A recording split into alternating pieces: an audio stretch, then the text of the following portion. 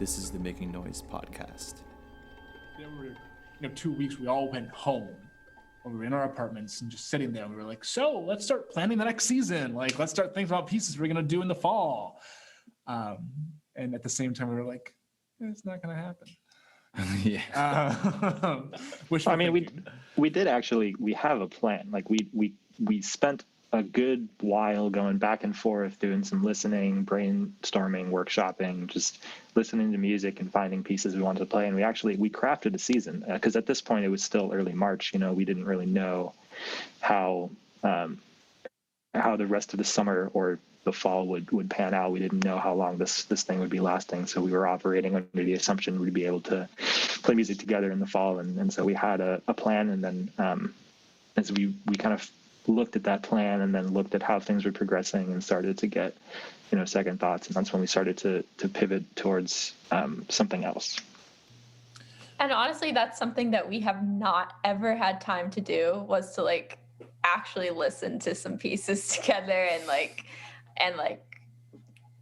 just bring some new ideas to the table, because we're all so busy. So it was definitely information that will be used in the future from this large list that we compiled. Sure. Yeah. Was that was it like a listening party via Zoom, or? It became that. It started as okay, put every composer and piece you've ever wanted to play or know in a Google Doc. And then it became a Google Sheets, because we had to start organizing it by something. And then it was okay, everybody go listen to 6 pieces that you didn't put and come back and we'll talk about it. And then go listen to 6 pieces you put and we'll come back and talk about it. And that was 2 weeks of bi-nightly or tri-nightly meetings of us just talking about music, which was kind of how we got to everything with the kitchen sink, because we were just sitting and talking about the music we loved. And we were like, this is fun as it is. That's cool. I like that. I like how it grew out of something that it wasn't even entirely planned for that to happen, And I think that's how a lot of stuff sort of miraculously come to be, like some invention or something. I don't know. This is how I invented the hammer. I saw a thing and I wanted to put it through a hole, but it wasn't, I don't know. I can't even make it up on the spot. But I don't know. You made the hammer and you put that thing through the hole. That's one of the things that really we're really about with that podcast was we'd been talking about music as performers for so long, and it was a time when everybody we are now because of the work that we do, but even more so then, we were all just stuck to our computers, desperate to talk to somebody. And we thought, if we're feeling like this as college-age kids, I'm sure adult composers feel the same way, right? And I had done enough in my own personal work, just sort of reaching out to composers, be like, hey, I really like your music. Can I ask you a question about this? Or why did you write this piece? I'm just curious. I had a question. And so I'd done it a little bit before, and I was like, they're pretty responsive. Let's try it. They have to be bored, right? And turns out they were. They said yes to a bunch of 20-somethings who said, hey, you have good music. Come tell us about it.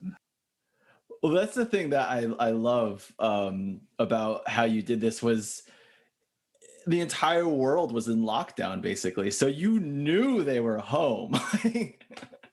It's not like they're traveling the world to do performances or whatever at that point. So, it's like, hey, I got you. You kind of have to say yes. Right. Although, we had an interview with Rebecca Saunders in late April, early May. And we were supposed to meet her on a Tuesday, or it's on a Monday. And she emails us a couple hours. Hey, sorry, I missed my train from Köln. Can we do tomorrow? And I was like, you're traveling? She was like, yeah, I'm at the studio. And I was like, oh, Germany must be nice. Yeah, there's their own little ecosystem, I guess, that they're functioning through. So whose idea was there any one specific person who was like, this is what we need to do? Like a literal explicit statement of it for the podcast, that is. I think Tyler proposed it initially, right? Yeah, but I think Matt came up with the name. and it built. It was like let's just talk to people, and then it was like, well, can we write blog posts, and can we make some playlists that go along with it, and how are we going to do this? So it built itself into something.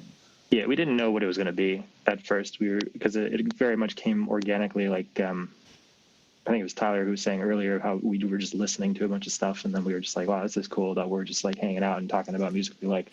So it kind of started from there, and then it added on with we should maybe see if they have any solos that we could record along with it, and then the playlist and the blog and everything kind of came up. But I can't remember one moment that was like, we're gonna make a video podcast series. I don't remember kind of when that happened.